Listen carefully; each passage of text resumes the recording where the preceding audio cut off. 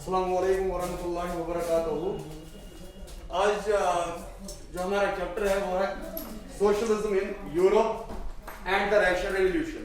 Socialism in Europe and the Russian revolution. पहले हम इस चैप्टर में थोड़ा सा इंट्रोडक्शन देंगे कि हम इस चैप्टर में क्या पढ़ेंगे, कौन कौन से जो टॉपिक्स हैं हम इस चैप्टर में कवर करेंगे। तो हम इंट्रोडक्शन में देखेंगे पहले सोशलिज्म। सोशलिज्म अगर है तो ये यूरोप में ही खाली क्यों आया था, इसका कंसेप्ट जो है खाली यूरोप में ही क्यों आया था, इसका कंसेप्ट जो है खाली यूरोप में क्यों आया था। या पहले हम देखेंगे सोशलिज्म होता क्या है। सोशलिज्म होता क्या है। सोशलिज्म जो है यहां पर आईएसएम है लिखा है, सोशल और आईएसएम। सोशल और आईएसएम दो अलग अलग टर्म्स है, सोशल और आईएसएम। आईएसएम जो है ये आइडियोलॉजी यहां पर बोलता है, आईएसएम डिनोट करता है यहां पर आइडियोलॉजीज।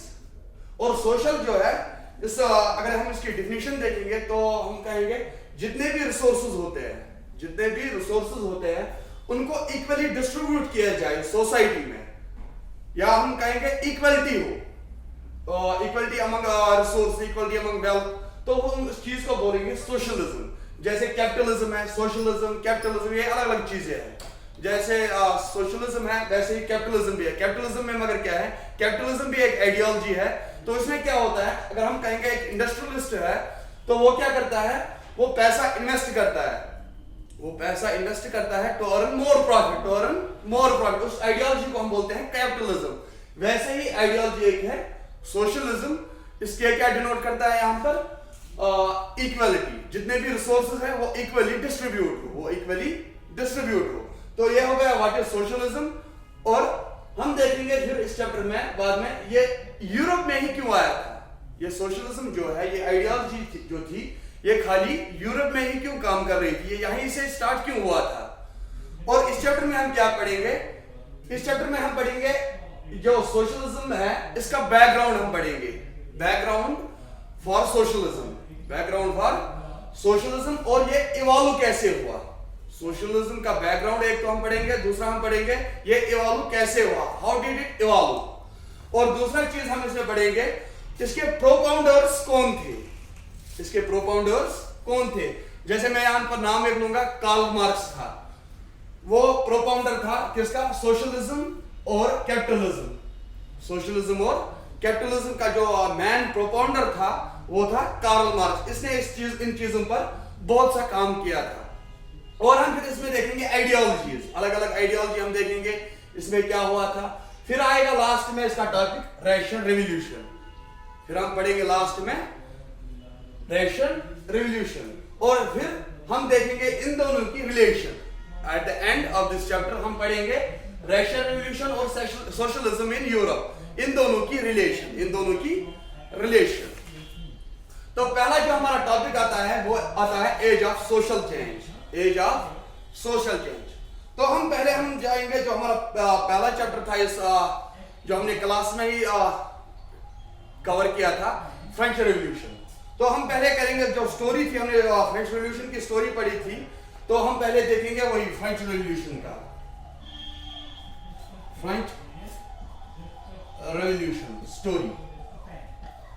तो हमने इसमें देखा कैसे जो मोनार्की जो सिस्टम थी, मोनार्की हम किसको कहते हैं, it's a form of government, जिसमें या पहले हम मोनार्क देखेंगे। मोनार्क जो है जहां पर वो किंग या क्वीन डिनोट करता है। Monarchy is a form of government where king और क्वीन रूल्स, वेयर किंग और queen rules with absolute powers. फिर हम वहां पर दो टाइप्स निकलते हैं मोनार्की के, एक तो निकलता है एब्सोल्यूट मोनार्की और दूसरा निकलता है कॉन्स्टिट्यूशनल मोनार्की। तो एब्सोल्यूट मोनार्की में क्या होता है, जो किंग होता है या क्वीन होती है जो रूल करती है वहां पर, वो करती है विद एब्सोल्यूट पावर्स के साथ। तो कॉन्स्टिट्यूशनल मोनार्की में क्या होता है, थ्रू कॉन्स्टिट्यूशनल गाइडलाइंस जो किंग या क्वीन होती है वो रूल करती है या करता है। तो हम पहले इसमें रिकॉल करेंगे जो स्टोरी थी फ्रेंच रेवोल्यूशन की। तो इसमें क्या हुआ था, उसमें हमें मिले थे आइडियाज, उसमें हमें मिले थे आइडियाज किसके, लिबर्टी के, इक्वालिटी के या डेमोक्रेटिक राइट्स के।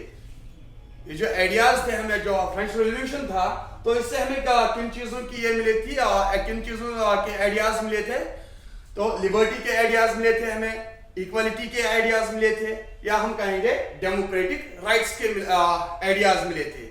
तो फिर ये जो आइडियाज थे, ये जो फिर आइडियाज थे फ्रेंच रेवोल्यूशन के, इनने क्या किया, इनने क्रिएट की एक पॉसिबिलिटी, इनने क्रिएट की एक पॉसिबिलिटी ऑफ चेंज, इनने क्रिएट की पॉसिबिलिटी ऑफ चेंज सोसाइटी में। लोगों को क्या लगा, लोगों ने सोचना स्टार्ट किया कि हाँ अब शायद चेंज आने वाली है सोसाइटी में, ये जो चेंज ये जो हमारी सोसाइटी है ये शायद अब बदलने वाली है। लोगों ने भी अब यही सोचना स्टार्ट किया था। कैसे? फ्रेंच रेवोल्यूशन से। कैसे? फ्रेंच रेवोल्यूशन से। तो मैं आपको ये भी बताऊंगा कि ये जो हमारा चैप्टर है, तो जब तक आपने फ्रेंच रेवोल्यूशन नहीं पढ़ा होगा तब तक ये जो चैप्टर है ये समझ नहीं आएगा। इसलिए आप घर में आप क्या करोगे, जो मैंने फ्रेंच रेवोल्यूशन का चैप्टर पढ़ाया था पहले क्लास में, आप उसको फिर से रिवाइज करोगे। तो फिर क्या हुआ था, ये जो चेंजेस थी सोसाइटी में आने वाली, जो चेंजेस थी इक्वालिटी की, लिबर्टी की या डेमोक्रेटिक राइट्स की, लोगों ने अब स्टार्ट किया था सोचना कि हाँ हमारी सोसाइटी जो है अब बदलने वाली है। तो अब क्या हो रहा था, ये जो आइडियाज थे, ये जो आइडियाज थे चेंज के, आइडियाज फॉर चेंज जो थी ये वेरी करती थी ऑल ओवर द यूरोप। मतलब यूरोप में हम कहेंगे अलग अलग टाइप्स के लोग थे, अलग अलग टाइप्स के सिटीजन्स थे, तो हर किसी के पास अपना जो आइडिया होता था, सोचने का जो तरीका था वो अलग अलग था। तो यही मैं यहाँ पर कह रहा हूँ, जो आइडियाज थे, ideas for change varied all over the Europe, varied all over the Europe. कुछ क्या कहते थे, ग्रेजुअल चेंज होनी चाहिए, कुछ चाहते थे रेडिकली, या मैं आपको यहाँ पर ऐसे बताऊंगा, सम वांटेड ग्रेजुअल चेंज, सम वांटेड ग्रेजुअल चेंज, और कुछ क्या चाहते थे, कुछ चाहते थे चेंज रेडिकली, या मैं आपको ऐसे बताऊंगा क्या इस वसान स्लोली गोस चेंज से, क्या इस वना नो एट अ टाइम, हम चाहते हैं एट अ टाइम ये जो यहाँ पर निजाम है ये पूरा बदलना चाहिए।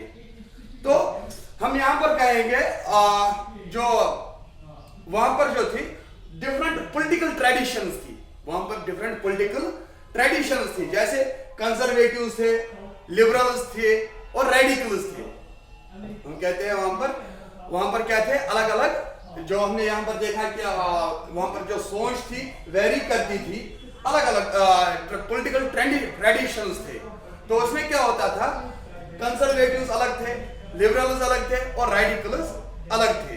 अब ये जो डिफरेंट पॉलिटिकल ट्रेडिशंस थे, ये जो डिफरेंट पॉलिटिकल ट्रेडिशंस थे, इनने प्ले किया एक इंपॉर्टेंट रोल, इनने प्ले किया एक इंपॉर्टेंट रोल किसमें, in influencing the change, influencing the change in the history of Europe, in influencing the change of history of Europe and world. तो हम इसमें देखेंगे कैसे इनने चेंज लाई, कैसे इनने चेंज आएगा। हम इसमें देख रहे हैं कंजर्वेटिव्स का अलग है, लिबरल्स का अलग रोल है और रेडिकल्स का अलग रोल है। तो हम देखेंगे ये जो अलग अलग पॉलिटिकल ट्रेडिशंस थी, इनने कैसे चेंजेस लाई, इनने कैसे चेंजेस लाई, और या हम कहेंगे इनने कैसी यूरोप की हिस्ट्री जो है पूरी बदल दी, और पूरे वर्ल्ड की कैसे हिस्ट्री इनने बदल दी।